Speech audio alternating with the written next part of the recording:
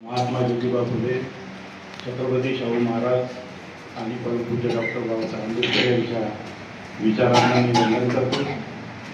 आजच्या कार्यक्रमाचे अध्यक्ष प्राध्यापक घनश्याम धायगुर्डे साहेब, आजच्या कार्यक्रमाचे प्रमुख संयोजक श्रीराम बनसोड साहेब, या कार्यक्रमाला आवर्जून उपस्थित असलेल्या उषाबाई बौद्ध, आगलावी मॅडम, भागवतकर साहेब आणि प्रसिद्धीची सर्वच, आता सर्वच माझ्या परिचयाच्या सर्वांची नावं घेतली तर बराच वेळ जाईल। बनसोड साहेबांनी माझा जो काही परिचय दिला त्याचं सर्व श्रेय, बऱ्यापैकी श्रेय नागपूरकरांना जातं, कारण नागपुरात मी मोठा झालो, शिकलो, नागपुरात चळवळ केली। त्या नागपूर शहराचे जे संस्कार आहेत चळवळीचे, त्या संस्कारातून मी घडलेलो आहे आणि जिथे कुठे राहिलो नोकरीसाठी तिथे तिथे सामाजिक जाणीव ठेवून कामं केली।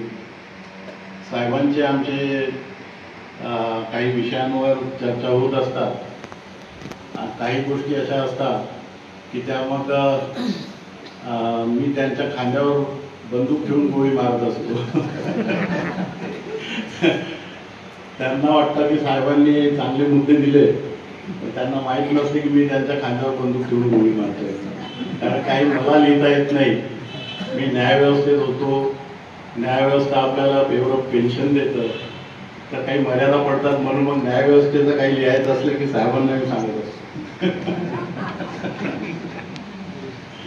त्यांनी छान लेख लिहिला, म्हणजे मी सांगतो तसं लिहत नाहीत ते, हे विशेष ते आपली त्यांची प्रतिभा असते, फक्त मी काही थोडे क्ल्यू दिलेले असतो, म्हणजे साहेब माझा लेख नसतो तो।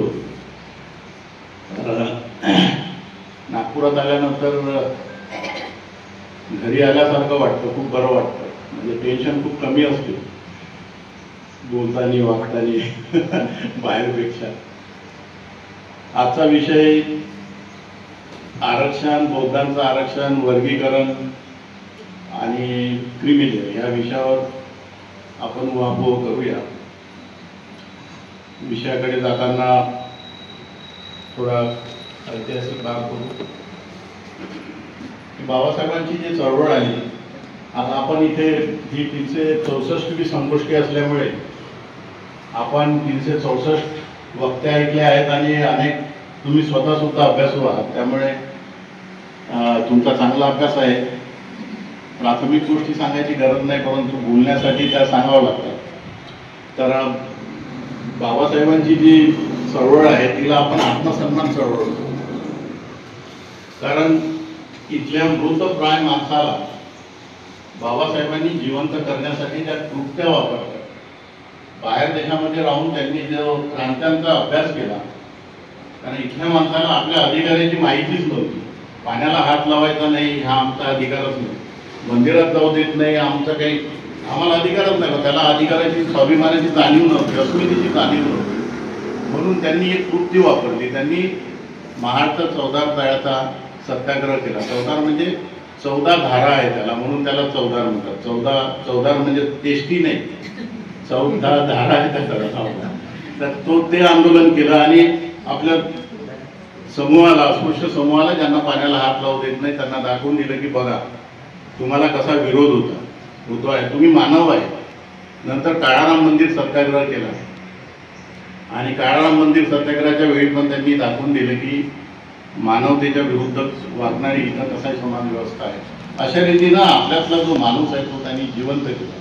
म्हणून मी नेहमी म्हणत असतो की बाबासाहेबांनी मृतप्राय मनुष्य त्याला ऑक्सिजन देऊन जिवंत केला, ही चळवळीचा ऑक्सिजन देऊन जिवंत केला। आणि मग त्यांचा हा शेवटचा टप्पा, आत्मसन्मान चळवळीचा शेवटचा टप्पा होता धर्मांतरण। आणि आत्मसन्मान चळवळीमध्येच हे समानतेचे जे प्रिन्सिपल्स आहेत हे घटनेमध्ये लिहिण्यासाठी किंवा नमूद करण्यासाठी ही जे काही त्यांनी प्रक्रिया केली, तर त्यामागे सुद्धा एक इतिहास होता। त्यांना या देशाचा गुलामीचा इतिहास माहीत होता आणि स्वतःचे अनुभव होते।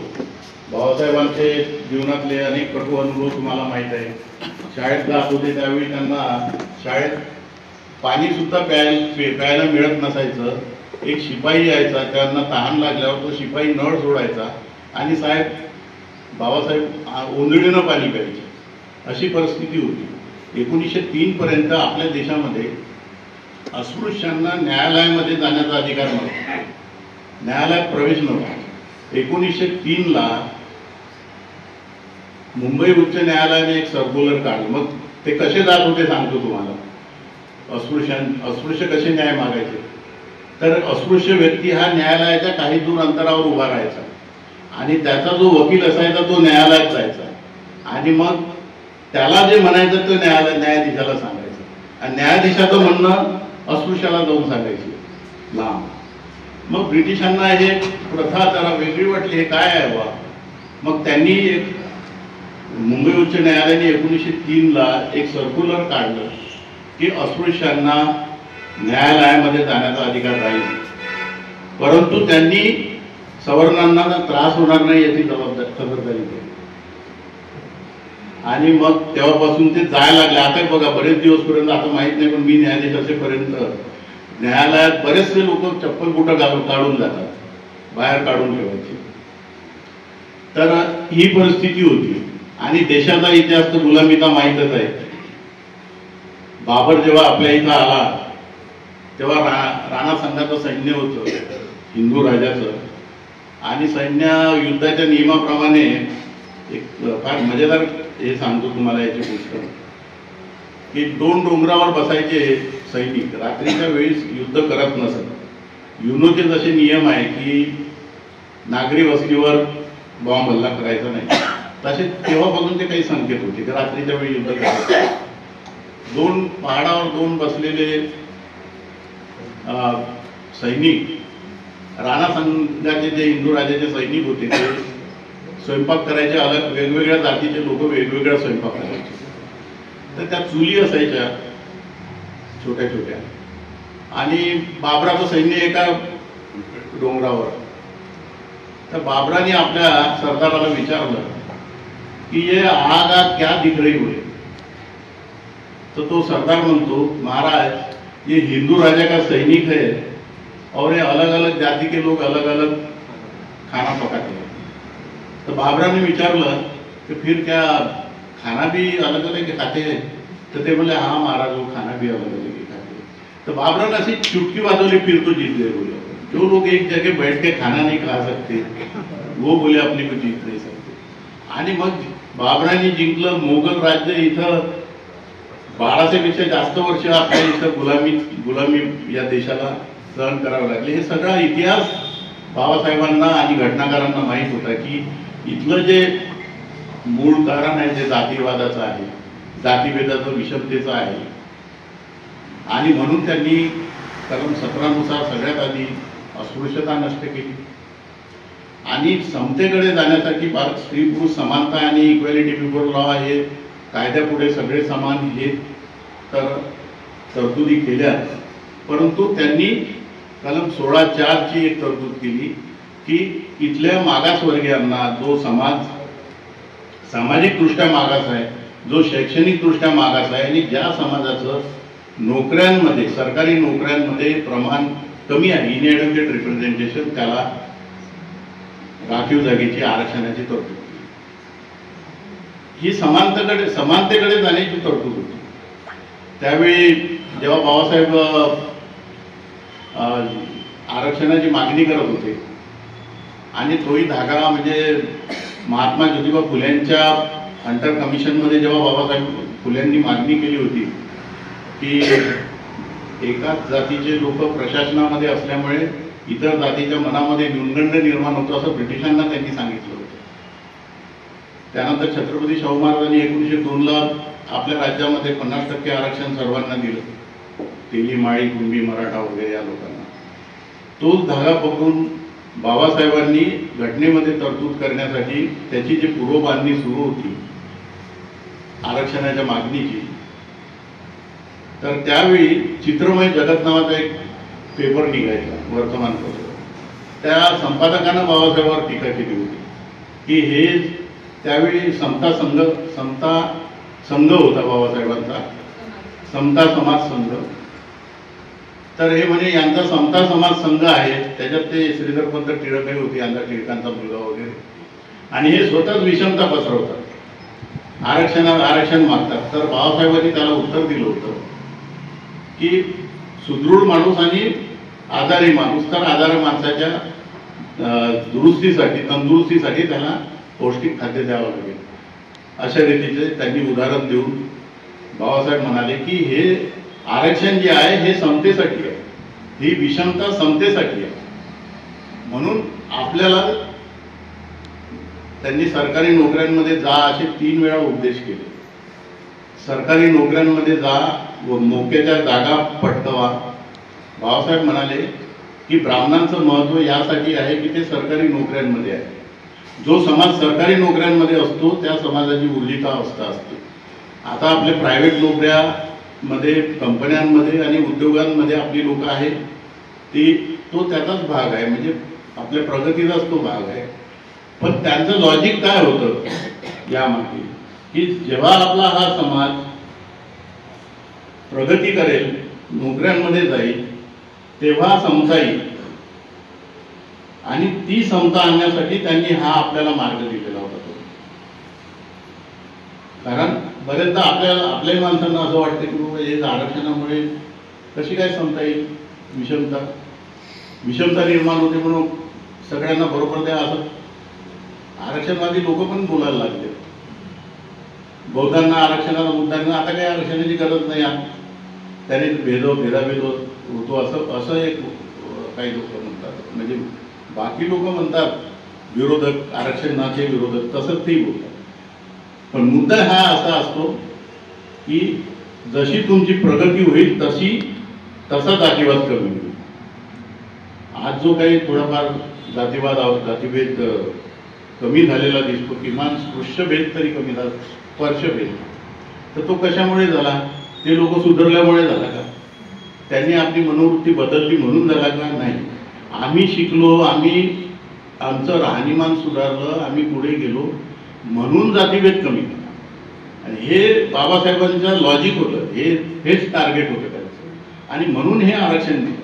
आणि म्हणून ते म्हणायचे की हे आरक्षण समतेसाठी आहे, ही विषमता समतेसाठी आहे,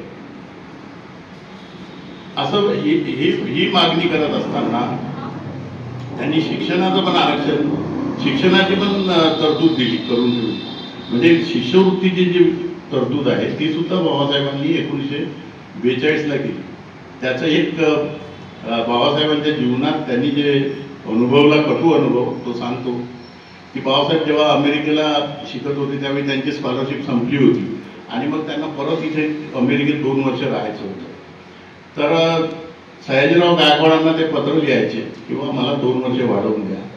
ते पत्र त्यांचा जो एक सेक्रेटरी होता मनुभाई मेहता, त्याच्याकडे जायचं, तो काही साहेबांपुढे, सयाजीरावांपुढे ठेवत नसायचा, त्याला त्याच्या मनात ते द्यायची नसेल. मग एकदा असे निराश होऊन बाबासाहेब वाचनालयाच्या बाहेर उभे होते. तर त्यांचे जे सेलिंगमन नावाचे जे प्राध्यापक होते अर्थशास्त्राचे, त्यांना पाहिलं आणि बोलावलं, बोलले मिस्टर आंबेडकर तुम्ही इतके नाराज का दिसता? त्यांनी म्हटलं की माझं 2 वर्षाची स्कॉलरशिप संपली आणि त्यामुळे मला आता परत जावं लागेल.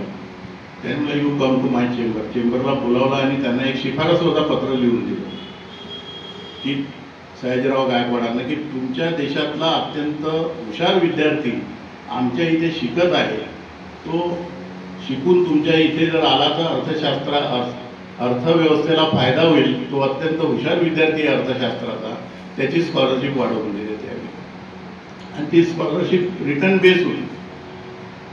हे पत्र मिळताच मनुभाईला काही उपाय नाही नव्हता. मनुभाईंनी त्याला महाराजांपुढे ठेवलं पत्र आणि महाराजांनी 2 वर्षाची स्कॉलरशिप वाढवून दिली. बाबासाहेबांचं शिक्षण पूर्ण झालं, बाबासाहेब भारतात परत आले.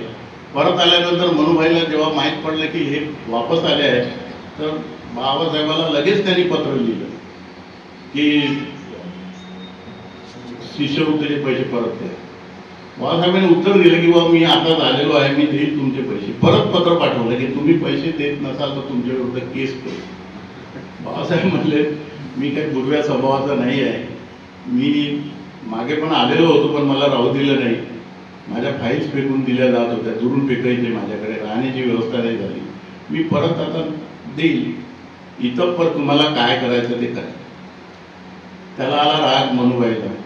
त्यांनी ते फाईल सयाजीराव गायकवाडांपुढे केस करासाठी ठेवली. म्हटले या पैसे देत नाही, यांच्यावर आपण रिकव्हरीची केस करू.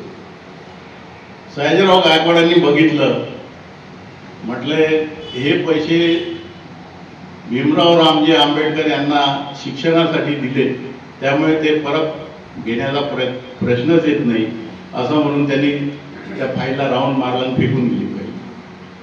तर महाराजांचं ते उदार अंतकरण होतं. तर हा अनुभव होता बाबासाहेबांचा. मग 1942ला लिनलिथगो इथे जेव्हा व्हाईस गव्हर्नर होते, त्यांच्याकडून आणि बाबासाहेब जेव्हा ब्रिटिशांच्या मंत्रिमंडळामध्ये होते, तर त्यावेळी त्यांनी शिष्यवृत्तीची व्यवस्था पहिले करून दिली. आणि म्हणून आपल्याला 10वी नंतर शिष्यवृत्ती मिळू लागली. आता त्यांनी बरेचसे त्यामध्ये क्रायटेरिया लावले, पर्सेंटेज लावायचं, त्याला प्रायोरिटी कोणाला द्यायची. पूर्वी इथून 10वी पास झाला की तिकडे फ्री असायचं किंवा 11वी असायचं, तर पुढं मुलं आमचे औरंगाबादला पुढे जाऊन तिथे ॲडमिशन घ्यायचे, शिकायचे. आता वर्ष 2-2 वर्ष स्कॉलरशिप मिळत नाही, अशी परिस्थिती आणून ठेवलेली आहे. तर तसंच मद्रास शिक्षणाच्या बाबतीत त्यांनी शैक्षणिक संस्थांमध्ये आरक्षणाची त्यांनी तरतूद करून ठेवली होती. म्हणजे कशी ठेवली ते सांगतो तुम्हाला, की आता जे मद्रास, तेव्हाचं मद्रास गव्हर्नमेंट म्हणजे जे तामिळनाडू गव्हर्नमेंट आहे, त्याला पूर्वी मद्रास गव्हर्नमेंट म्हणायची. मद्रास राज्य होतं, आता तामिळनाडू राज्य झालं. मद्रास राज्य म्हणजे तिकडे मदरसे फार होते, म्हणजे आहेत मुस्लिमांचे मदरसे. कारण त्या जे मुस्लिम व्यापारी आधी साऊथकडून आले भारतामध्ये आणि तिथं स्थायिक होऊन त्यांनी पहिली मस्जिद तिकडे केरळमध्ये काढलेली होती त्या काळात. आणि हे जे मोगल वगैरे आले, उझबेकिस्तान आणि अफगाणिस्तानकडून हे राजे आले, परंतु सर्वात आधी मुस्लिम जे भारतामध्ये आले ते इकडनं आले, तर त्यामुळे मदरसे म्हणायचे त्याला. तर त्याला आता तामिळनाडू म्हणतात, तर त्या मद्रासला चेन्नई म्हणतात.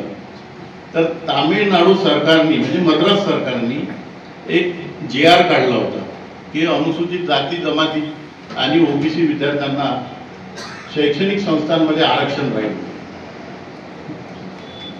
तर एका उच्चवर्णीय विद्यार्थ्यांनी त्या GRला चॅलेंज केलं मद्रास हायकोर्टामध्ये. ह्या GRमुळे जातीभेद होईल. आणि दुसरं त्याचं म्हणणं होतं की संविधानामध्ये नोकरीचं आरक्षण आहे, शैक्षणिक आरक्षण नाही. मद्रास हायकोर्टाने त्याचं म्हणणं ऐकलं आणि तो GR रद्द केला. त्यावरून मद्रास सरकार म्हणजे तामिळनाडू सरकार आता हे सुप्रीम कोर्टात गेलं की आमच्या GRला हायकोर्टानं रद्द केलं. तर सुप्रीम कोर्टामध्ये आर्ग्युमेंट तेच केलं त्यांनी की संविधानामध्ये शैक्षणिक आरक्षणाची तरतूद नाही, नोकरीच्या आरक्षणाची आहे. सुप्रीम कोर्टाने रद्द केला. जेव्हा त्यावेळी बाबासाहेब विधिमंत्री होते आणि बाबासाहेबांना जेव्हा कळलं, तर बाबासाहेबांचा तळतळाट झाला की मी महत्प्रयासाने संविधान सभेमध्ये गेलो, दलित पीडित शोषित समाजाच्या उत्थानासाठी तरतुदी केल्या आणि संविधानाच्या कलम 46 मध्ये डायरेक्टिव्ह प्रिन्सिपल्समध्ये स्पष्ट लिहिलेलं आहे की राज्यांना मागासवर्गीयांच्या उन्नतीसाठी उपाययोजना करण्याचे अधिकार राहील. म्हणजे 46 मध्ये तरतूद असूनही सुप्रीम कोर्ट म्हणते की शैक्षणिक आरक्षणाची तरतूद नाही. ही बघून बाबासाहेबांचा तळतळाट झाला. बाबासाहेब म्हणले की याच्यामध्ये उपाय काय करायचा. तर त्यावेळी विधिमंत्री होते, त्यांनी मग घटनेमध्ये ती स्पष्ट तरतूद करण्यासाठी आणि जेव्हा सुप्रीम कोर्टाचा जेव्हा एखादा निकाल असतो तो निरस्त करण्यासाठी घटना दुरुस्ती किंवा मग नवीन कायदा आणावा लागतो.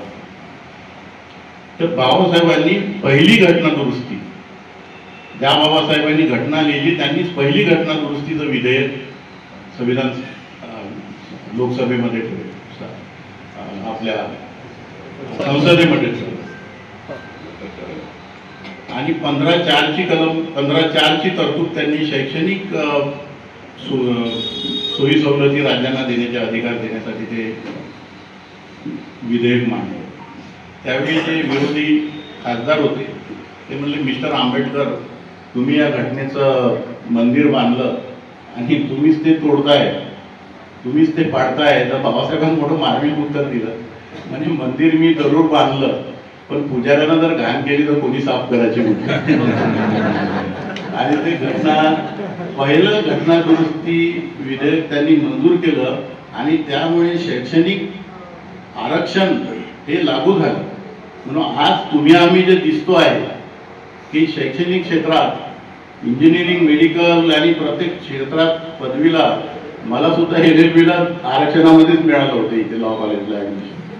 तर त्या बाबासाहेबांचे हे फार मोठे उपकार आहे की त्यांनी आरक्षणाची तरतूद शैक्षणिक क्षेत्रात सुद्धा करून ठेवली आणि म्हणून आपण तुम्ही आम्ही इथपर्यंत येऊ शकतो. म्हणजे बाबासाहेबांनी आरक्षणही दिलं, शैक्षणिक आरक्षणही दिलं, नोकरीचं ते दिलं, शैक्षणिकही दिलं आणि शिष्यवृत्तीचं पण दिलं. हे तिन्ही आरक्षण दिले आणि हे सगळे समतेसाठी दिले. सॉरी,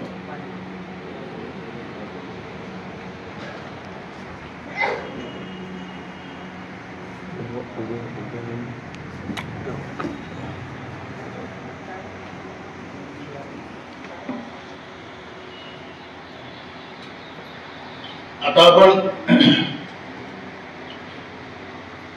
वर्गीकरणाचा मुद्दा आधी घेऊया, नंतर बौद्धांच्या आरक्षणाकडे जाऊया.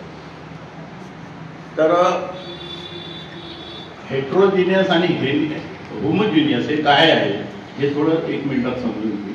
होमोजिनियस म्हणजे सारखे गुण असलेला किंवा सारख्या वेदना, सारखे स्वभाव, धर्म असलेले लोक.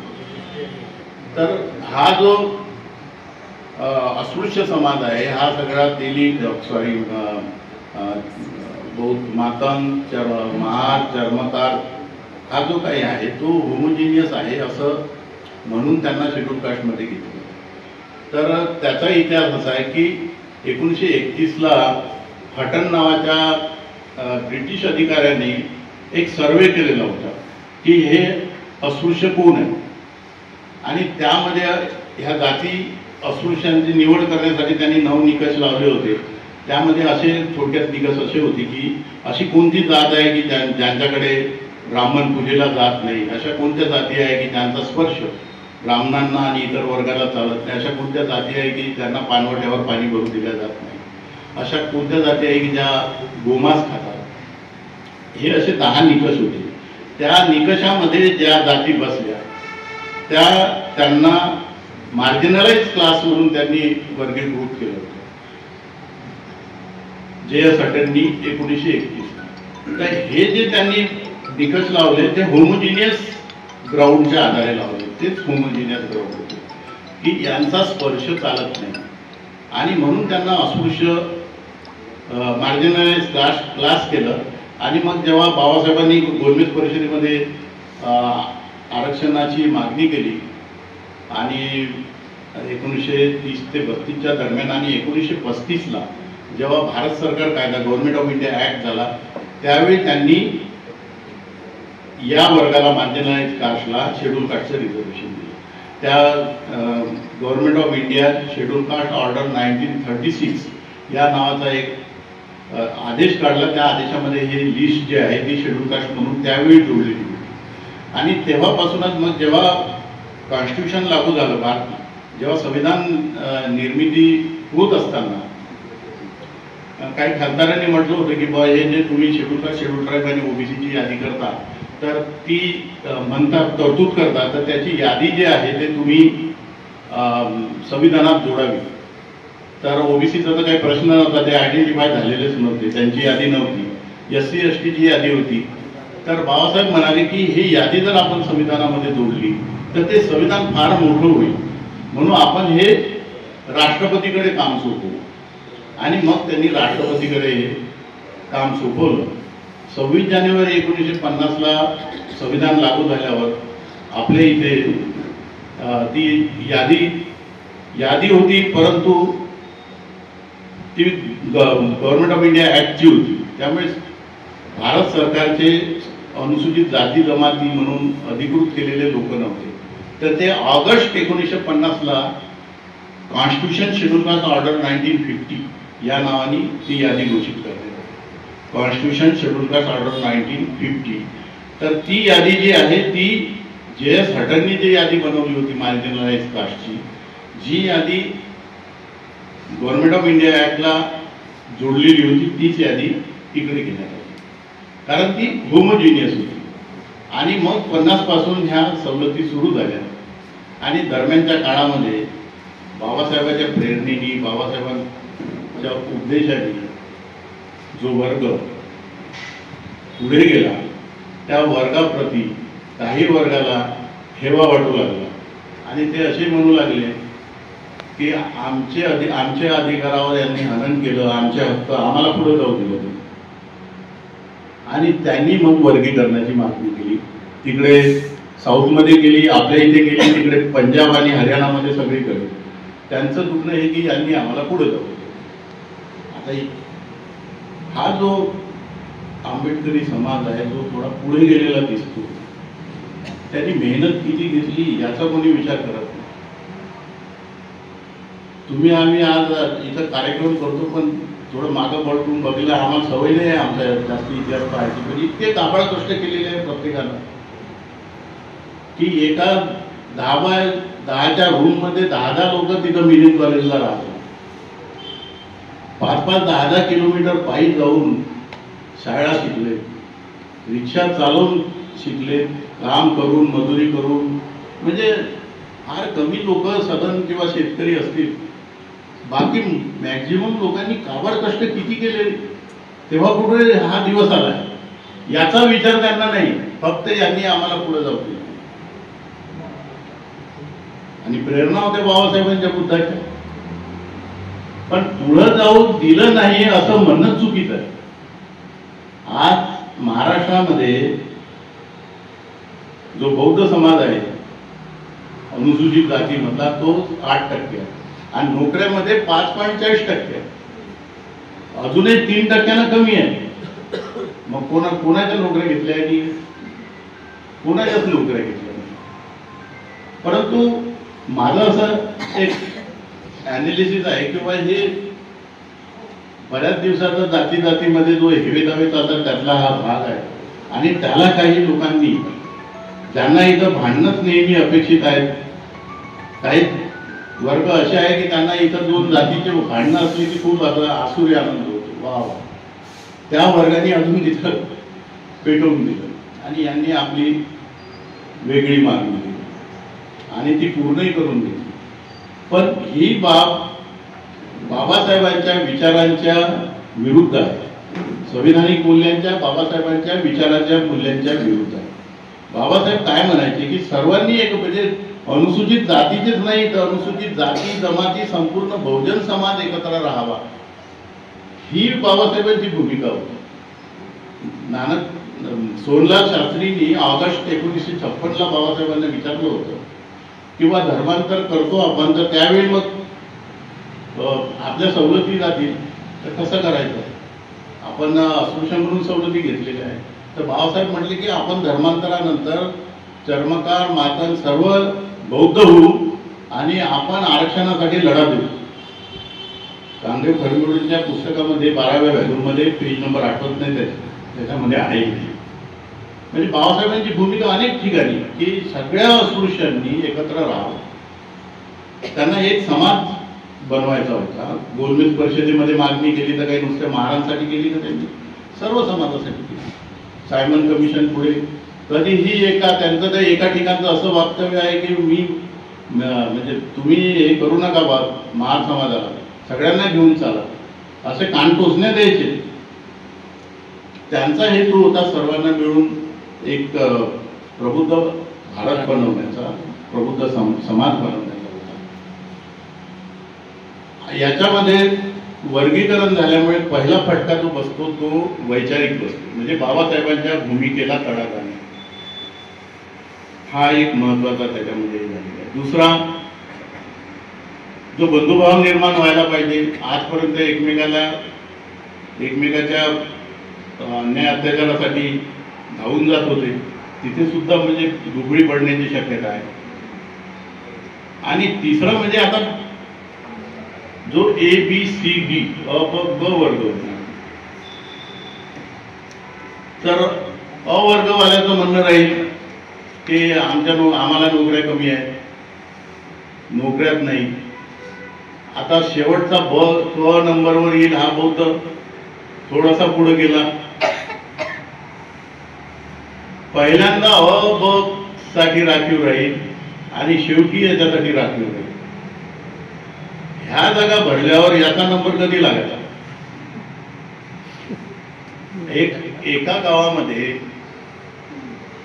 सरपंचाची जर पोस्ट अनुसूचित जाती अ साठी 5 वर्षासाठी राखीव आहे, 5 वर्षानंतर ब साठी, नंतर 5 वर्षानंतर अ नंतर तर तो याला ओबीसीला एसटीला देईल, एसटीला तर ओबीसी देईल, ओबीसी नंतर अनुसूचित ब वर देईल. म्हणजे हा 25-30 वर्ष मागे होईल. म्हणजे हा सुद्धा धोका त्याच्यामध्ये. आणि दुसरं महत्वाचं म्हणजे आता 8% बौद्ध आपण धरले तर बाकीचे समाज किती आहेत?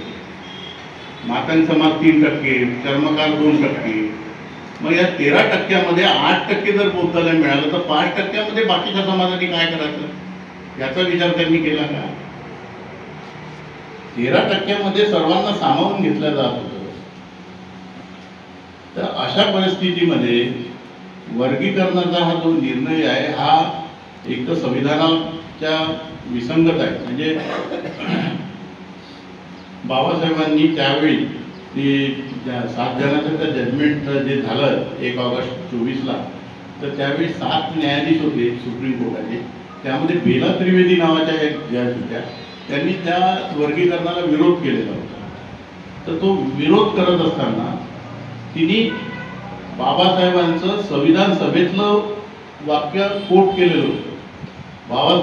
बाबासाहेबांनी हे अधिकार अनुसूचित जाती जमाती संबंधीचे राज्यांना न देता केंद्रालाच द्यायचे, कारण राज्याला जर दिले तर राजकारण होईल असं म्हटले.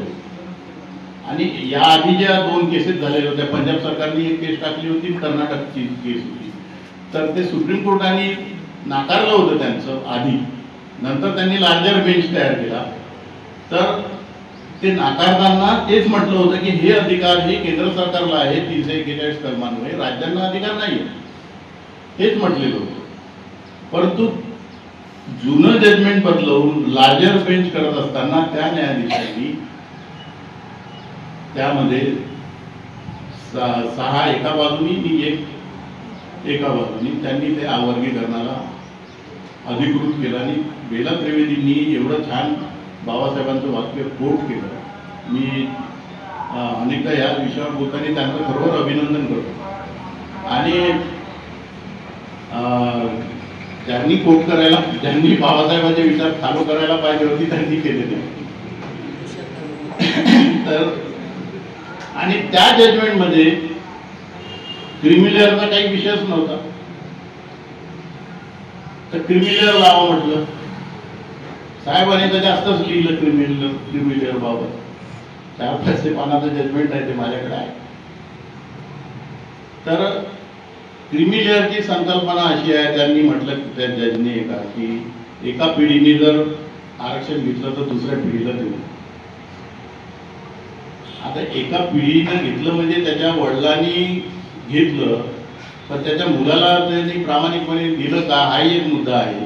आणि प्रत्येक व्यक्ती हा इथला सिटीजन ऑफ इंडिया आहे, त्याचा हक्क आहे ना, त्याचा तो मुलगा होता म्हणून त्याला आरक्षण नाकारतं हे कुठं काय कसं काय विचार करतात काही समजत नाही.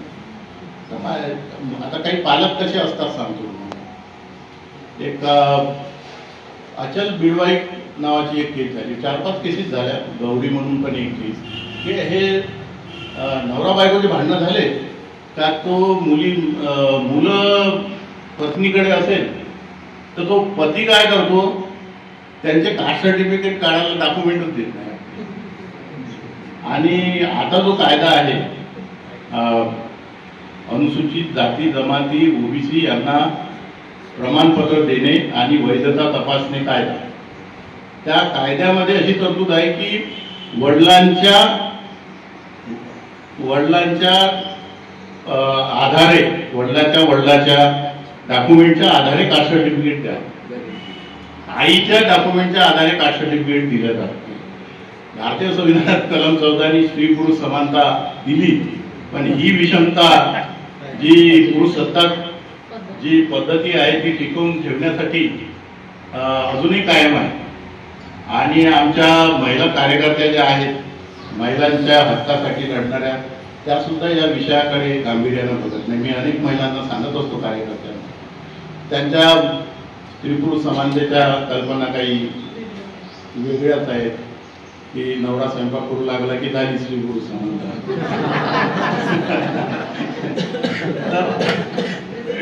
आपला विषय असा आहे की असे जर पालक असतील,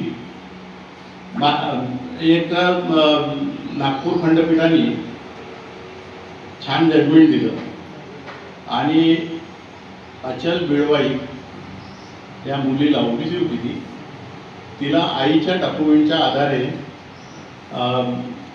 कास्ट सर्टिफिकेट देण्याचा आदेश दिला. आणि ते जजमेंट मी क्रांतिकारी जजमेंट म्हणून मी एक आर्टिकल लिहिलं. तर ते आर्टिकल बऱ्याचशा पेपरनी छापलं. दिव्य मराठी तिकडे नाशिककडे आहे, गुगलला वाल्यांनी पण घेतलं. ते आर्टिकल वाचून मला खूप महिलांचे फोन आले की आमचा असा प्रश्न आहे व आमचाही नवरा डॉक्युमेंट देत नाही.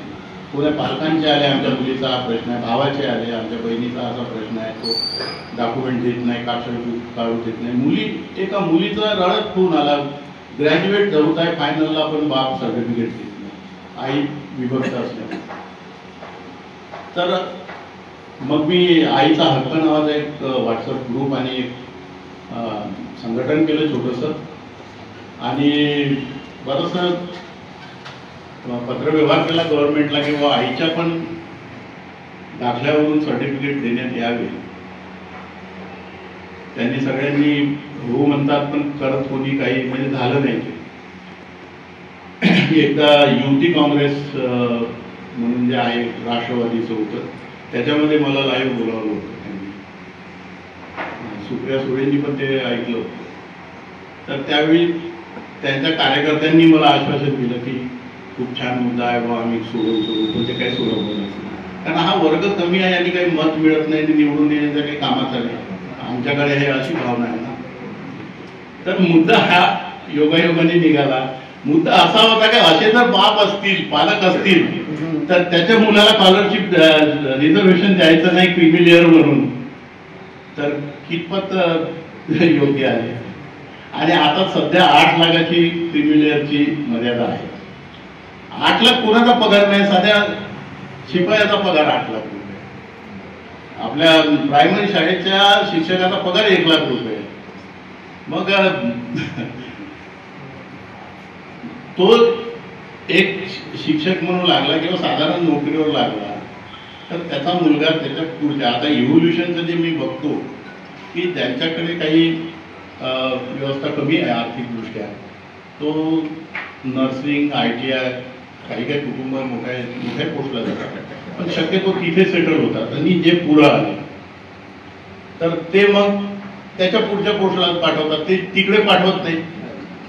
ही वस्तुस्थिती आहे नाही का. आता आगलावे साहेब, आगलावे मॅडम प्रोफेसर झाले, त्यांनी आपले मुलं इंजिनियर केले, प्रोफेसर केले, विदेशात गेले. ते इकडे नर्सिंग, ITI कडे गेले नाही ना.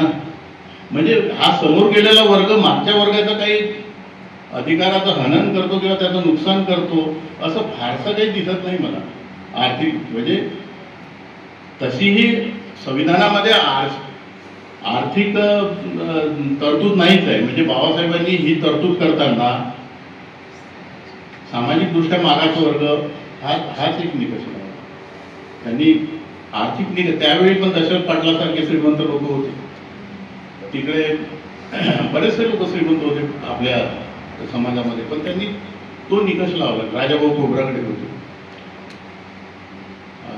नाशिकचे रणदिवे काय ते होते. हा दशरथ पाटील होते, अमृत रणखांबे. तर असा मोठा वर्ग प्रत्येक जिल्ह्यामध्ये होता असं, पण तो निकष लावला नाही. क्रीमी लेअरचा दुसरा लॉस असा आहे की समजा क्रीमी लेअर मध्ये आला कॅन्डिडेट, तो विद्यार्थी, मग तो रिझर्वेशन मध्ये जाणार नाही, मग तो इंटरव्ह्यूला समोर जाईल, रिझर्वेशनचा कॅन्डिडेट राहणार तो ओपन म्हणून जाईल. आणि इंटरव्ह्यू कमिटी किती निष्पक्ष आहे तर तुम्हाला माहीतच आहे, आपल्याला माहीतच आहे, फार निष्पक्ष निष्पृहपणे काम करतात. आणि त्या इंटरव्ह्यू कमिटी पुढे तर पूर्ण कुंडलीच असते, बायोडाटा, नाव गाव जात आपल्या त्या एरियावरूनच माहीत होते. भीमनगर, समतानगर, आडनाव समजा वैद्यसारखे आडनाव कामन राहू शकतात. मला तरी त्याचा कुठचा पहिले. आणि वडील काय करतात, शेतकरी गावाचं नाव सांगितलं का समजते बाबा आपला नाही, इतके तज्ञ लोक आहेत ते.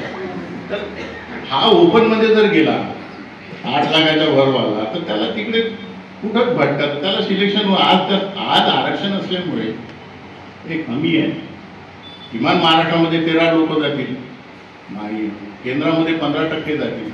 आणि एक दुसरं सांगतो तुम्हाला की जिथं आरक्षण नाही त्या न्यायव्यवस्थेमध्ये जेव्हा ह्या जागा निघतात तेव्हा तिथे कास्टचा कॉलम असतो, त्या कास्ट विचारतात आणि कास्ट सर्टिफिकेट घेतात ना, व्हॅलिडिटी घेतात. आणि कित्येक पोरं रिटर्नमध्ये चांगले मार्क्स घेऊन पास होतात आणि पर्सनलमध्ये ते फेल. मी लिहिलं या मुद्द्यावर, आमच्या रिटायर्ड जजेसचे ग्रुपमध्ये मी आहे, सगळे लोक आहेत, त्याच्यामध्ये पण टाकली. तुम्ही जर रिक्रुटमेंटच्या वेळी ओपन आहे, म्हणजे न्यायव्यवस्थेत मी 95ला रिक्रूट झालो होतो, त्यावेळी रिझर्वेशन होतं. 2000 पासून डिस्ट्रिक्ट जज आणि डिस्ट्रिक्ट जजच्या खालचे जे पोस्ट आहेत त्यांना रिझर्वेशन नाही. एम्प्लॉईमध्ये पण रिझर्वेशन नाही. पूर्वी होतं, आता नाही. पूर्वी हायकोर्ट सुप्रीम कोर्टाला नव्हतं, आताही नाही. खाली होतं पण तेही बंद केलं त्यांनी 2000 पासून. तर मी म्हणतो की तुम्ही हे का घेता, म्हणजे हेतू काही समजत नाही. तर असं जर असेल तर तिथे मग हा इकडेही लागणार नाही तिकडेही लागणार नाही आणि संविधानामध्ये निकष नाही. म्हणून ह्या क्रीमी लेअरचा सुद्धा आपण विरोध केला पाहिजे. आणि क्रीमी लेअर आता बघा त्याच्यामुळे दुपडी कशी होईल दुसरी. ओबीसी मध्ये क्रीमी लेअर घेणारा एक वर्ग आहे, क्रीमी लेअर मध्ये येणारा, आणि क्रीमी लेअर नसणारा वर्ग आहे. तर क्रीमी लेअर मध्ये जो वर्ग येतो त्यांना रिझर्वेशन नाही आहे. त्यामुळे ह्या चळवळीकडे, ओबीसीच्या आरक्षणाच्या चळवळीकडे हा निरुत्साही असतो किंवा त्याच्याकडे तेवढ्या उत्साहाने पाहत नाही, त्याला इंटरेस्ट नसतो.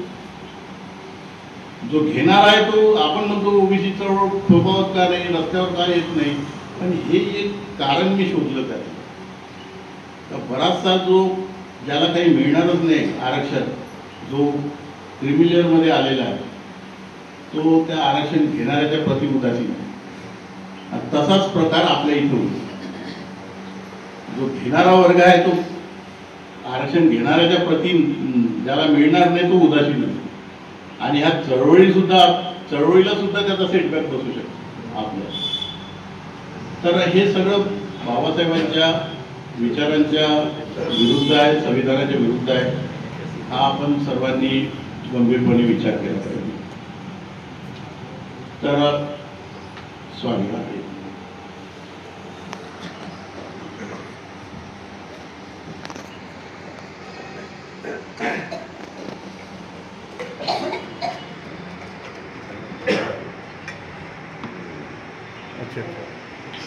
आता आपण बौद्धांच्या आरक्षणाचा मूळ विषय घेऊया.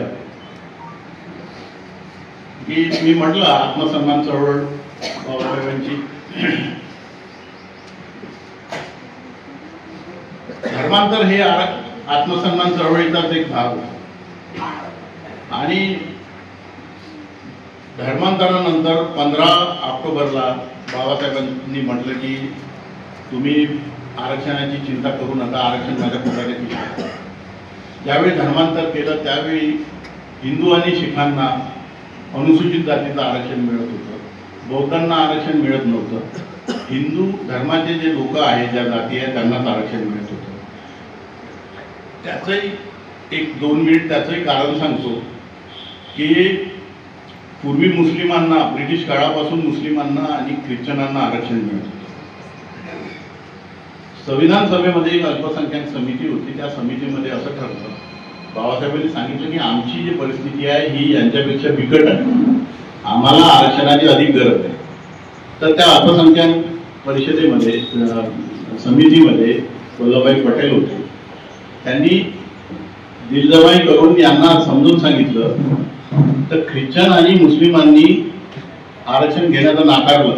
संविधान कॉन्स्टिट्यूशन डिबेटच्या व्हॅल्यूमध्ये ही चर्चा आहे.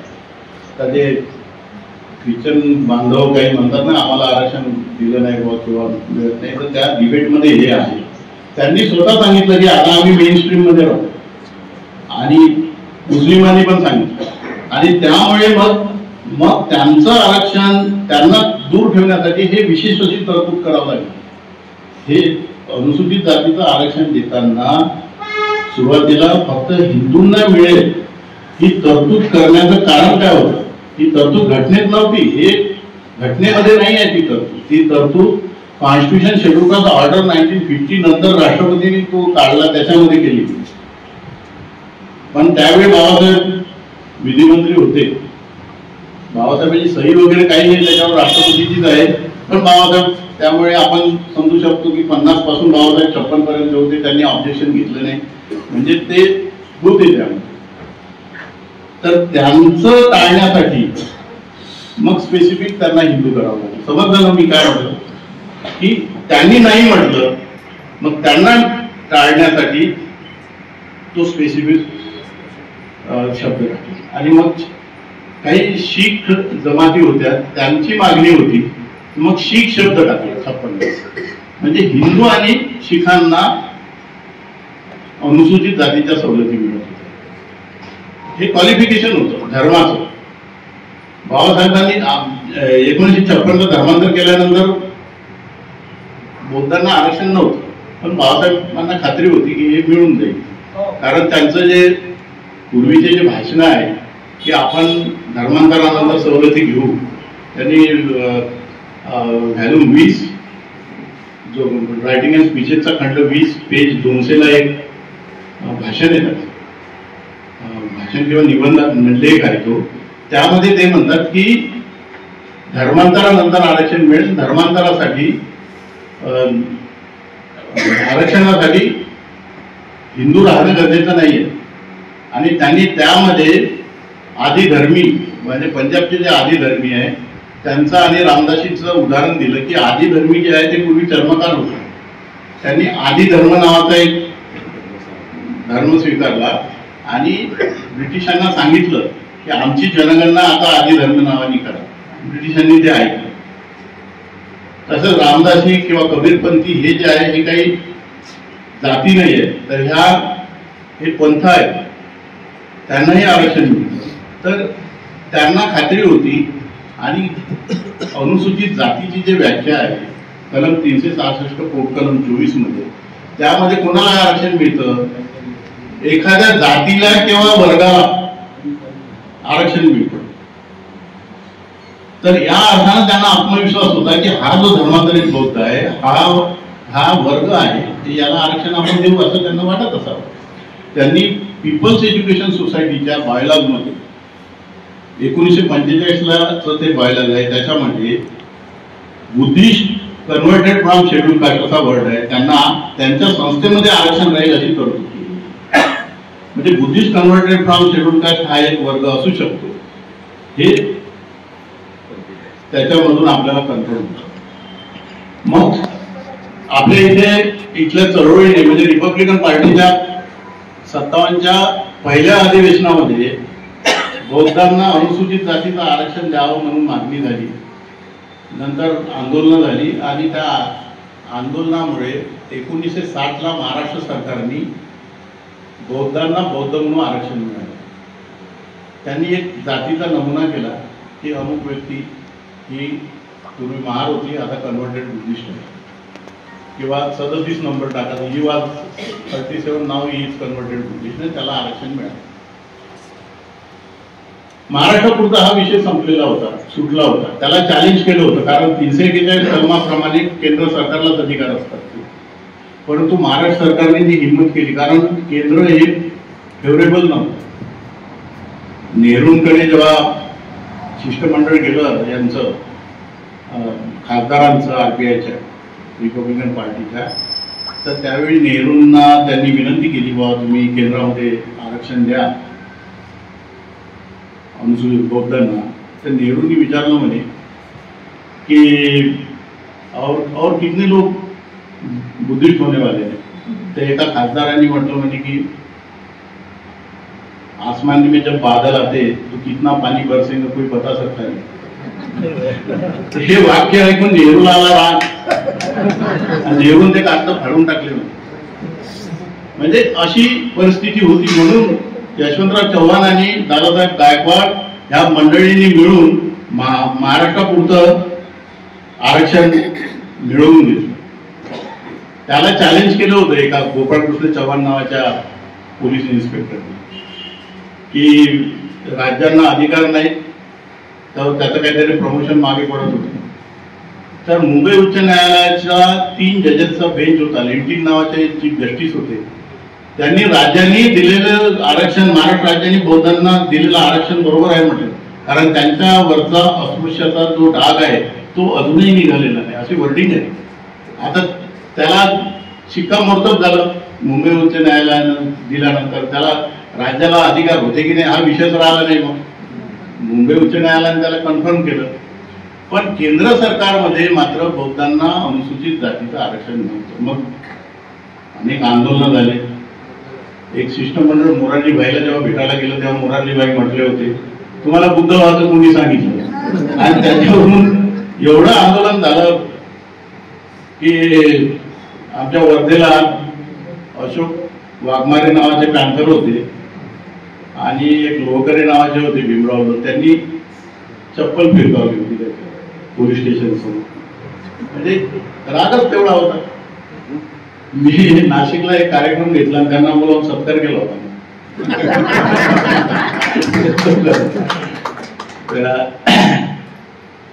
म्हणजे अशी उदासीनता. मग 90ला व्हीपी सिंगचं सरकार असताना बौद्धांना आरक्षण दिलं. रामविलास पासवान त्यावेळी समाज कल्याण मंत्री होते आणि विधेयक सादर केल्यानंतर पी शिवशंकर नावाचे काँग्रेसचे विरोधी पक्ष नेता होते, कारण त्यावेळी काँग्रेस हे विरोधी पक्षामध्ये होते आणि जनता दलाला म्हणजे व्हीपी सिंगच्या सरकारला बीजेपीचा सपोर्ट. तर पी शिवशंकरांनी मागणी केली की वा तुम्ही हे धर्माचं क्वालिफिकेशन देत आहे, पण सूचीमध्ये जर तुम्ही आमचा उल्लेख केला नाही तर मग आम्हाला आमची जुनी जात लिहूनच आरक्षण घ्यावं लागेल. ते मार्गी समाजाचे होते. तर ते पी शिवशंकर मी काय बौद्ध मार्गी लिहायचं का. तर रामविलास दुसऱ्या दिवसपासून सेशन बंद होणार होतं. तर रामविलास पासवानी म्हटलं की याला परत एका खासदारांचा, त्यांचं नाव नाही घेत मी, भाजपच्या एका खासदारांचा विरोध झाला की बा जे आहे ते बरोबर आहे, आता काही त्याच्यात बदल करायची गरज नाही. महार जो थे उनको आम्ही बौद्ध बने, उनको आरक्षण मिळ रहा मिळतं असं करून त्यांनी चूक केली. तर रामविलास पासवान म्हणले की आता जसं आहे तसं करून घेऊ आपण, नंतर काही गोष्टी असल्या तर नंतर करूया. आणि ते मंजूर होतं.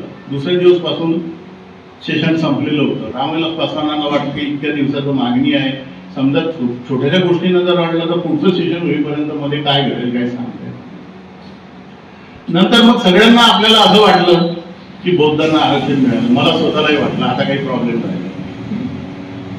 पण एकूण 2012ला दैनिक सम्राटला एक मोठी बातमी आहे पहिल्या पानावर. डॉक्टर विजय गायकवाड यांना UPSCनी बौद्धाचं सर्टिफिकेट अनुसूचित जातीचं असल्यामुळे नियुक्तीच नाही. म्हटलं हे असं कसं झालं. आम्ही तर समजतो की बौद्धांना आरक्षण मिळालं. तर त्यांनी हा जो धर्मांतरित बौद्ध म्हणून जे दाखला दिलेला होता त्यांनी, तो दाखला तिथे सादर केलेला होता महाराष्ट्र गव्हर्नमेंटने दिलेला. तर त्या केंद्राचा जो दाखला आहे तो अमुक व्यक्ती ही महार आहे असा केंद्राचा वेगळा दाखला आहे. त्याला नमुना 6 म्हणतात आणि महाराष्ट्र सरकारने देते त्याला 7 म्हणतात. तर तो 7 नंबरचा महाराष्ट्र सरकारचा दाखला केंद्र सरकार स्वीकारत नाही. कारण त्यांचं म्हणणं असं आहे की अनुसूचित जातीची जी सूची आहे त्या सूचीमध्ये बौद्ध नाही किंवा धर्मांतरित बौद्ध नाही, तो महार, म्हणून त्यांना त्या नमुन्यात पाहिजे. त्यांनी त्याला वेळ दिली पण तो म्हणला नाही मी आता महार होत नाही, मी बौद्ध झालो ते झालो. आणि तो MD सायकॅट्रिक्स होता, तिथल्या मुंबईच्या अनेक हॉस्पिटलमध्ये कन्सल्टंट होता. त्याला काही त्यांनी चिंता केली नाही. आता इंग्लंडला मोठ्या पगारावर आहे आणि त्यांनी बदलवलं नाही. आणि मला एकदा फोन आला म्हणजे अंकल त्यावेळी आपण बदलवलं नाही, खूप छान झालं, आता मुलाला कॉन्व्हेंटमध्ये टाकताना म्हणजे ते धर्म लिहावा लागतो तर बुद्धिस्ट लिहिलं तर खूप छान वाटते, म्हणजे इकडे दुसरे कुठली कास्ट लिहिलं तर इन्सल्टिंग वाटते. तर बरं झालं म्हणजे तेव्हा बदलवलं. तुझा स्वाभिमान अस्मिता कायम ठेवली ना तू, छान झालं. तर मग आम्ही त्याचे वडील भारत गायकवाड हे वकील आहेत, तर त्यांचा संपर्क झाला. आम्ही वकील क्षेत्रात असल्यामुळे त्यांची विचारणा केली, त्यांचे डॉक्युमेंट घेतले. तर त्याच्यामध्ये असं आढळलं की त्यांनी असं म्हटलं की तुमची अनुसूचीमध्ये हा कन्व्हर्टेड बुद्धिस्ट किंवा बुद्धिस्ट शब्द नसल्यामुळे तुमची निवड ही रद्द करण्यात येईल, तुमचं कास्ट सर्टिफिकेट मान्य करण्यात येईल. त्याला वेळ दिली त्यांनी न केल्यामुळे मग त्याची निवड रद्द झाली. तो UPSCला प्रिलिम आणि मेन पास झालेला होता. डॉक्युमेंटेशनच्या स्टेजला ही बाब झाली. मग इकडे समता सैनिक दल जे प्रदीप गायकवाड चालवतात, तर ते त्यावेळी 2011ला जी जनगणना झाली तर त्यावेळी ज्यांनी धर्मबौद्ध आणि जातही बौद्ध सांगितलं, तर त्या लोकांची अनुसूचीमध्ये गणना करत नव्हती. तर हे त्याच्याशी संपर्क करत होते जनगणना आयोगाशी, किंवा आमच्या ह्या सुमारे 25 लाख लोकांना महाराष्ट्राच्या अनुसूचित जातीच्या संख्येमध्ये गणना करा.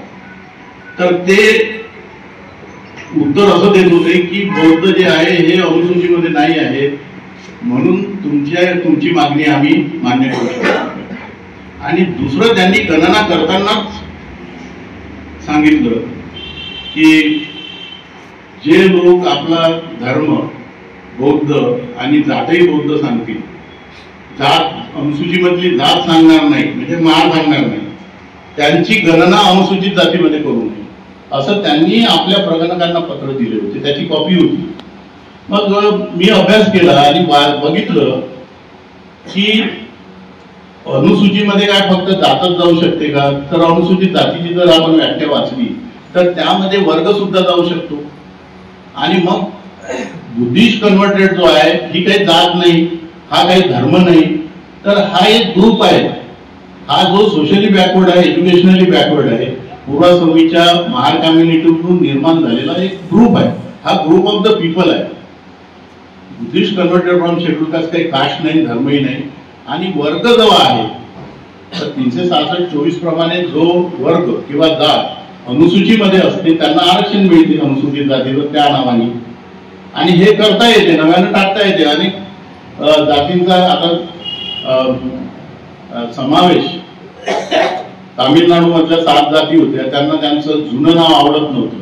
त्यांना देवेंद्र कुल्ला म्हणजे कोणीतरी देवेंद्र नावाच्या राजाची मुलं म्हणून त्यांना नाव पाहिजे होतं. तर 2021ला त्यांना ते नाव दिलं नाही, त्यांची मागणी होती तामिळनाडू सरकार. तर असं रविदासी ही काही जात नाही, हा एक धर्म समजतात, एक पंथ समजतात. तर रविदासी हा 2007 मध्ये महाराष्ट्राच्या यादीत आहे, टाकलेला आहे, बाकी राज्यांच्या यादीमध्ये टाकलेला. तर हा वर्ग सुद्धा त्या यादीमध्ये जाऊ शकतो. ओबीसीच्या यादीमध्ये Christian converted from schedule caste आहे, मुस्लिम आहे.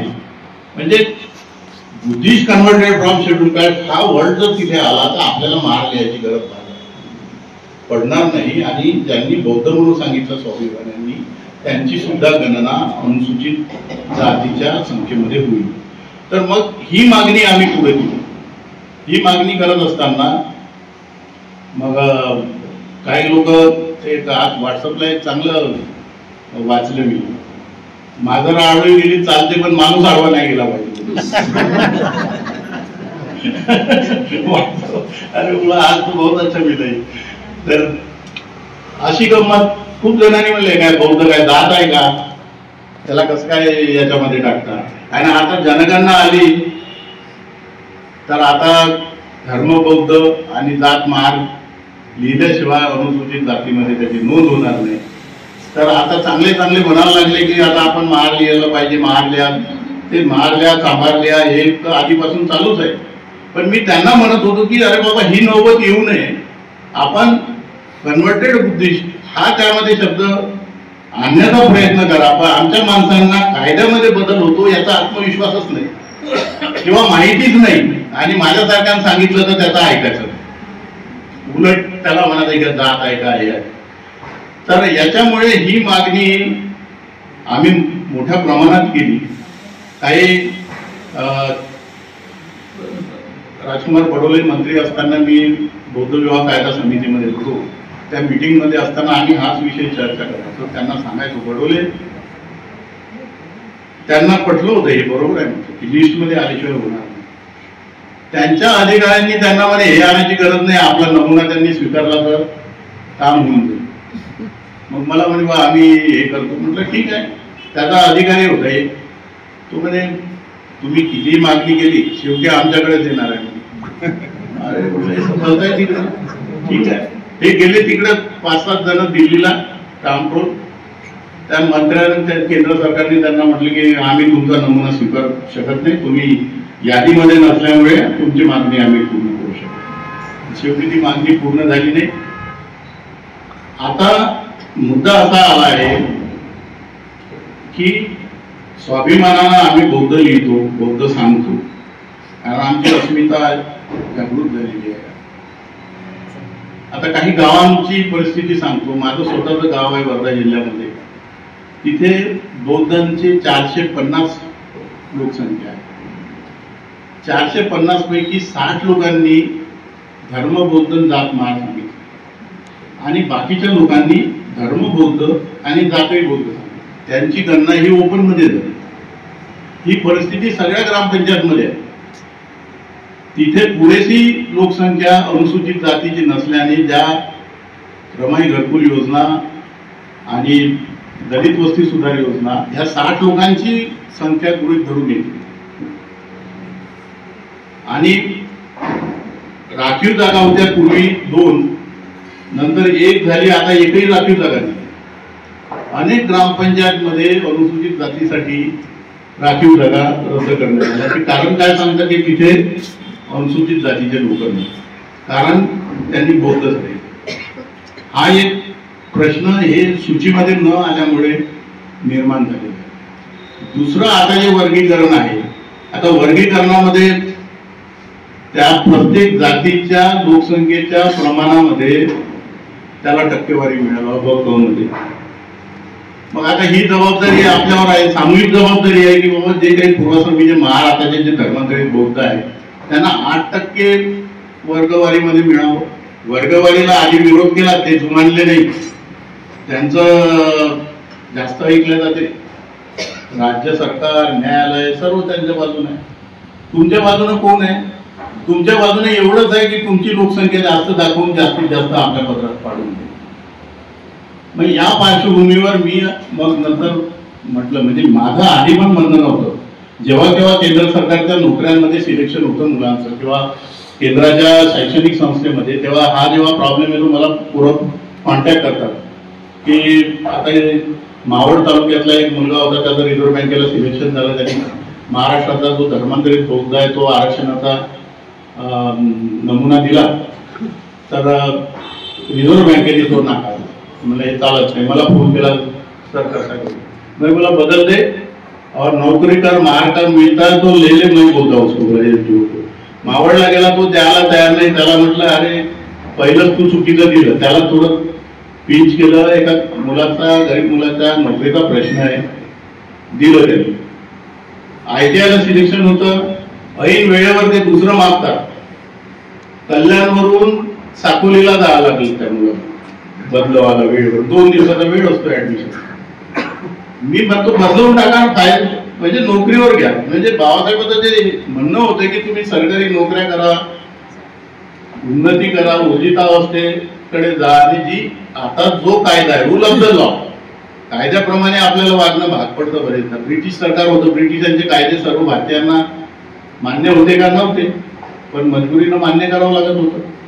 आपले अधिकारी, आपले मंत्री, आपले नेते, आपले सगळे मुखंड या मागणी पूर्ण करू शकत नाही. शेवटी पर्यायानं मरताच्या करता म्हणण्यासारखी गोष्ट झाली आहे. म्हणून आता आपल्याला धर्मबौद्ध आणि इकडे जातीमध्ये त्या अनुसूचित जातीची जातल्याची वेळ आली, ती नामुष्की आली आहे. पण मुत्सद्दीपणाने विचार केल्यानंतर आपल्याला हाच विचार करावा लागेल की आता वर्गीकरण होत आहे, आमच्या बाजूने कोणी नाही, किमान आम्ही आमचं एवढं तर करू शकतो की आमची लोकसंख्या जास्त दाखवू शकतो. हा सर्व विचार सर्वांनी करायचा आहे. मी म्हणतो असंच तुम्ही करा असं नाही म्हणत मी, पण हे माझं मत आहे. मी ह्या मताच्या फार विरोधात होतो. मी आज जवळजवळ 12 वर्ष या विषयावर संघर्ष केला. आमचा काही ग्रुप आहे, पुण्याचे काही लोक आहेत, प्रदीप गायकवाड आणि त्याची संघटना, बरीच आम्ही सभा घेतले, मंत्रालयात पुस्तकं लिहिली. 4थी आवृत्ती निघाली माझी धर्मांतरित बौद्धांच्या आरक्षणाचा प्रश्न. त्याच्यामध्ये पार्लमेंटची त्यावेळीची पूर्ण डिबेट दिली आहे. एक इंटरेस्ट म्हणून वाचा तुम्ही कधी, प्रदीप गायकवाडकडे आहे समजा प्रमोशन. तर ही अशी वेळ आमच्यावर आलेली आहे. तर आपण या गोष्टीचा अजूनही म्हणजे एप्रिलला होईल सुरू, तर एप्रिलपर्यंत जर आपण सूचीमध्ये आणू शकत असू तर तोही प्रयत्न करायला पाहिजे. म्हणजे आपल्याला एक पाऊल मागे जाण्याचा वेळ येणार नाही. तर मुद्दा हा असा आहे की सूचित नसल्यामुळे आपल्याला ते मिळत नाही. तर ह्या विद्यार्थ्यांना सुद्धा मी सांगायचो की बाबा वेळ आली तर तुम्ही करून घ्या. म्हणजे माझी अशी काही खूप कठोर भूमिका नव्हती की तुम्ही करूच नका म्हणून. व्यावहारिकता जे आपण पाहिलं समाज जीवन त्याच्यानुसार आपण मत. तर आता मी जेव्हा लिहिलं एका लेखामध्ये, तेव्हा एक नाशिकला एक अधिकारी भेटला आपला, म्हणजे बाबा अभिनंदन. म्हणलं कशाचं अभिनंदन? म्हणजे तुम्ही आपली भूमिका बदलवली, आता धर्म बौद्ध जात मारल्या, म्हणाला तुमची परवानगी आहे. तुम्हा लोकांना 12 वर्ष झाले सांगतो की तुम्ही सूचीमध्ये आणण्यासाठी प्रयत्न करा. माझं कोणी ऐकत नाही, मंत्री ऐकत नाहीत, आमदार ऐकत नाहीत, आणि मी माझी भूमिका बदलवली. मी तुमच्यामुळे बदलावं लागली. मरता क्या नाही करता बोला. तर हा विषय तुम्हाला समजला असेल. एक खाजगीकरणाचा विषय आहे. त्या खाजगीकरणामुळे आपल्या नोकऱ्या गेल्या, लाखो नोकऱ्या, म्हणजे जेवढ्या काही सरकारी कंपन्या होत्या सगळ्या त्यांनी खाजगी करून टाकल्या आणि नोकऱ्या आपल्या आपली जेव्हा आपली प्रगती होते तेव्हा हे असे आपल्यावर संकट आणतात, अडथळे निर्माण करतात. तुम्ही पुढे जाऊ नये. वर्गीकरण असो, क्रिमिनल असो, हे त्याचाच भाग. एक शेवटी महार सैनिकांना पेन्शनीत काढल्याचं उदाहरण सांगून मी माझे 2 शब्द समजू. ब्रिटिश जेव्हा इथं आले त्यावेळी ब्रिटिशांना सैन्यामध्ये महार लोक ब्रिटिशांच्या सैन्यामध्ये गेले फार मोठ्या प्रमाणामध्ये, कारण त्यांना बाकीचे लोक मिळत नव्हते. त्यांना भीमा कोरेगाव करून दिलं. 1 जानेवारी 1818ला पेशव्यांचा पराभव करून ब्रिटिशांनी इथं सत्ता स्थापन केली. पण 1895ला ब्रिटिशांनी एक JR काढला की महारांना, अस्पृश्यांना पेन्शनमध्ये काढायचं. त्याचं कारण असं होतं की ब्रिटिशांचा एक नियम होता की जे त्यांच्या सैन्यामध्ये असायचे त्यांना इंग्रजी शिक्षण हे कंपल्सरी केलं होतं आणि पगार मिळायचा. त्यामुळे यांचा राहणीमानाचा दर्जा वाढला, कपडे चांगले, घरदार चांगले झाले आणि प्रमोशन व्हायचं. प्रमोशन झाल्यामुळे जो सवर्ण असायचा त्याला प्रमोशन झालेल्या अस्पृश्याला शालूट मारावं लागायचं. हे मग त्यांना आपल्या त्यांनी ब्रिटिशांचे कानं भरले, म्हणले हे लोक जर पुढे गेले तर तुम्हाला इथं सत्ता करता येणार नाही, राबवता येणार नाही यांना. त्यांनी ऐकलं आणि त्यांनी एक आदेश काढला 1895 म्हणजे बाबासाहेबांचा जन्म होऊन 2-4 वर्ष झाले. तर बाबासाहेबांचे वडील आजोबा हे पत्रव्यवहार करायचे, गोपाल बाबा वलनकर आणि ती त्यावेळीची मंडळी इंग्रजांसोबत, राणीसोबत, की आम्ही तुम्हाला इथं भीमा कोरेगाव करून दिलं, आम्ही तुमच्या प्रत्येक युद्धामध्ये भाग घेतला आणि तुम्ही आम्हाला नोकरीतून काढून टाकलं. तर ते काही उत्तर देतच नव्हते. शेवटी निसर्गाचा किमया अशी झाली की पहिलं महायुद्ध झालं आणि त्यांना सैन्याची गरज भासली. त्यांनी मिलिटरीमधून महाराजांना सैन्यात घेतलं, युद्ध थांबलं. ते 1914 ते 19 अशी या दरम्यान राहिलं, 18. आणि मग युद्ध संपल्याबरोबर परत काढून टाकलं. परत यांनी लिखापडी केली, मग आम्ही तुम्हाला युद्ध जिंकून दिलं, आम्हाला घ्या. ते काय ऐकायला तयार नाही. परत दुसरं महायुद्ध झालं 1940, 39 ते 45. मग तोपर्यंत बाबासाहेबांचा उदय झालेला होता आणि बाबासाहेबांनी मग त्यावेळी ब्रिटिशांना खणकावून सांगितलं की आता आमचे लोक काढायचे नाही. आणि मग त्यांनी 1941ला महार बटालियन काढलं आणि पहिलं बेळगावला काढलं आणि आता महार बटालियन चांगलं शौर्य गाजवत आहे. हे उदाहरण सांगण्याचं कारण हे की जेव्हा जेव्हा आमची प्रगती होते तेव्हा तेव्हा हे असे अडथळे आणतात. त्यावेळी ब्रिटिश जरी होते पण सत्ता त्यांच्या हातात होती, म्हणजे त्यांना कान भरणे. तर ह्या अडथळ्यावर आपल्याला या अडथळ्याच्या शर्यतीला पार करायचं आहे. प्रत्येकाला आपल्या आपल्या प्रज्ञेनी बाबासाहेबांच्या या चळवळीला पुढे न्यायचं आहे. बाबासाहेबांचं अहिल्यानगरचं एक वाक्य आहे की या देशात कोणत्याही जातीने, धर्माने, पंथाने आमच्यावर वर्चस्व गाजवता कामा नये. गुलामीला आम्ही ठोकरीनं उडवलं पाहिजे. मित्रांनो, तुम्ही मला बोलावलं, माझे 2 शब्द ऐकून घेतले. मी सर्वांचा आभारी आहे.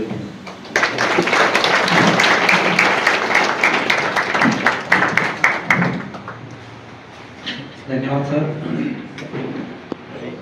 पुन्हा 1 तासाच्या व्याख्यानामध्ये चॅनलला आपण सबस्क्राईब करावं. या चॅनलवरून समतावादी विचार, समता, स्वातंत्र्य, बंधुता आणि धर्मनिरपेक्षता, राष्ट्रीय एकात्मता हे विचार प्रसारित केले जातात. ह्या चॅनलवरून आजपर्यंत 300पेक्षा अधिक व्हिडिओ, समतावादी व्हिडिओ प्रसारित करण्यात आले. आपलेही काही विचार असतील तर आपण अवश्य माझ्यापर्यंत पाठवा. आपल्या समतावादी कार्यक्रमाचे काही कार्यक्रम असतील तर तेही पाठवा. आपण या चॅनलवरून प्रसारित करू. खाली घंट्याची एक चिन्ह दिलेलं आहे, बेल बटन, ते टिक करा आणि सबस्क्राईब करा आणि शेअर पण करा.